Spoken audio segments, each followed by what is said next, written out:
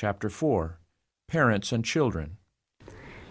I have been shown that while parents who have the fear of God before them restrain their children, they should study their dispositions and temperaments and seek to meet their wants. Some parents attend carefully to the temporal wants of their children. They kindly and faithfully nurse them in sickness and then think their duty done. Here they mistake. Their work has but just begun. The wants of the mind should be cared for. It requires skill to apply the proper remedies to cure a wounded mind. Children have trials just as hard to bear, just as grievous in character as those of older persons. Parents themselves do not feel the same at all times. Their minds are often perplexed. They labor under mistaken views and feelings. Satan buffets them, and they yield to his temptations. They speak irritably and in a manner to excite wrath in their children, and are sometimes exacting and fretful. The poor children partake of the same spirit, and the parents are not prepared to help them, for they were the cause of the trouble. Sometimes everything seems to go wrong. There is fretfulness all around, and have a very miserable, unhappy time. The parents lay the blame upon their poor children and think them very disobedient and unruly, the worst children in the world, when the cause of the disturbance is in themselves. Some parents raise many a storm by their lack of self-control. Instead of kindly asking the children to do this or that, they order them in a scolding tone, and at the same time a censure or reproof is on their lips which the children have not merited. Parents, this course pursued toward your children destroys their cheerfulness and ambition. They do your bidding not from love, but because they dare not do otherwise. Their heart is not in the matter. It is a drudgery instead of a pleasure, and this often leads them to forget to follow out all your directions, which increases your irritation and makes it still worse for the children. The fault-finding is repeated, their bad conduct arrayed before them in glowing colors, until discouragement comes over them, and they are not particular whether they please or not. A spirit of, "I don't care," seizes them, and they seek that pleasure and enjoyment away from home, away from their parents, which they do not find at home. They mingle with street company and are soon as corrupt as the worst. Upon whom rests this great sin?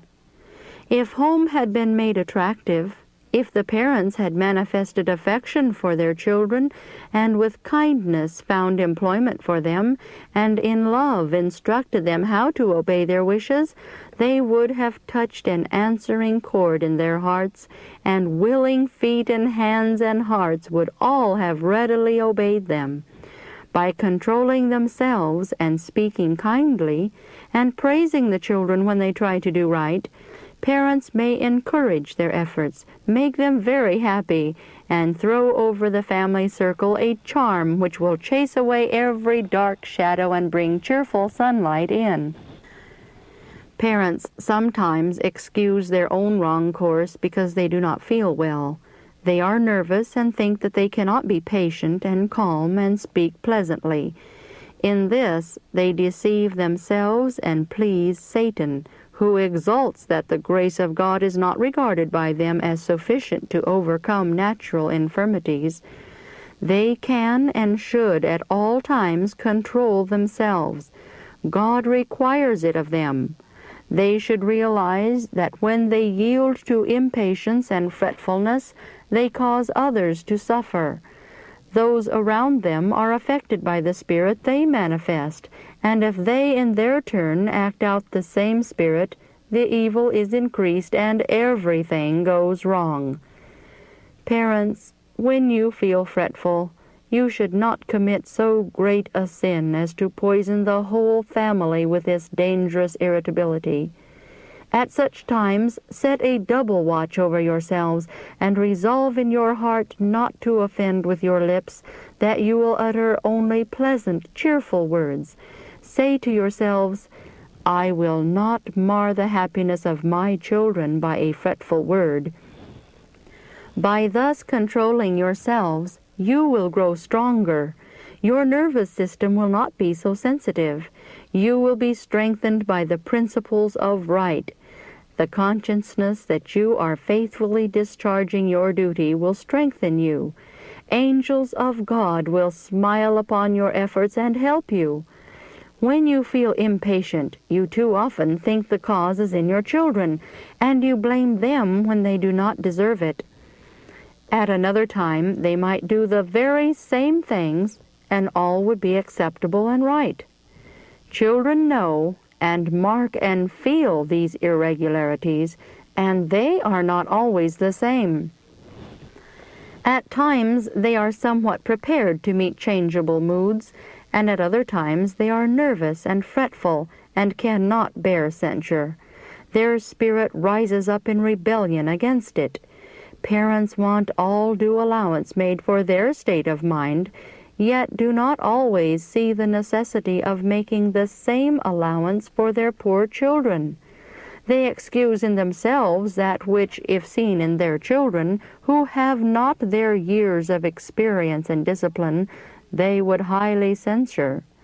Some parents are of a nervous temperament, and when fatigued with labor or oppressed with care, they do not preserve a calm state of mind, but manifest to those who should be dearest to them on earth a fretfulness and lack of forbearance which displeases God and brings a cloud over the whole family. Children in their troubles should often be soothed with tender sympathy. Mutual kindness and forbearance will make home a paradise and attract holy angels into the family circle. The mother can and should do much toward controlling her nerves and mind when depressed. Even when she is sick, she can, if she only schools herself, be pleasant and cheerful, and can bear more noise than she would have once thought possible. She should not make the children feel her infirmities and cloud their young, sensitive minds by her depression of spirits, causing them to feel that the house is a tomb, and the mother's room the most dismal place in the world. The mind and nerves gain tone and strength by the exercise of the will. The power of the will in many cases will prove a potent soother of the nerves. Do not let your children see you with a clouded brow. If they yield to temptation and afterward see and repent of their error, forgive them just as freely as you hope to be forgiven by your Father in heaven. Kindly instruct them and bind them to your hearts. It is a crucial time for children. Influences will be thrown around them to wean them from you, which you must counteract. Teach them to make you their confidant. Let them whisper in your ear their trials and joys. By encouraging this, you will save them from many a snare that Satan has prepared for their inexperienced feet. Do not treat your children only with sternness, forgetting your own childhood and forgetting that they are but children. Do not expect them to be perfect, or try to make them men and women in their acts at once. By so doing, you will close the door of access which you might otherwise have to them, and will drive them to open a door for injurious influences, for others to poison their young minds before you awake to their danger. Satan and his host are making most powerful efforts to sway the minds of the children, and they must be treated with candor, Christian tenderness, and love. This will give you a strong influence over them, and they will feel that they can repose unlimited confidence in you. Throw around your children the charms of home and of your society. If you do this, they will not have so much desire for the society of young associates. Satan works through these, leading them to influence and corrupt the minds of one another. It is the most effectual way in which he can work. The young have a powerful influence over one another. Their conversation is not always choice and elevated. Evil communications are breathed into the ear, which, if not decidedly resisted, find a lodgment in the heart, take root, and spring up to bear fruit and corrupt good manners. Because of the evils now in the world and the restriction necessary to be placed upon the children, parents should have double care to bind them to their hearts and let them see that they wish to make them happy. Parents should not forget their childhood years, how much they yearned for sympathy and love, and how unhappy they felt when censured and fretfully chided. They should be young again in their feelings and bring their minds down to understand the wants of their children. Yet with firmness, mixed with love, they should require obedience from their children. The parents' word should be implicitly obeyed. Angels of God are watching the children with the deepest interest to see what characters they develop. If Christ dealt with us as we often deal with one another and with our children, we would stumble and fall through utter discouragement. I saw that Jesus knows our infirmities and has himself shared our experience in all things but in sin.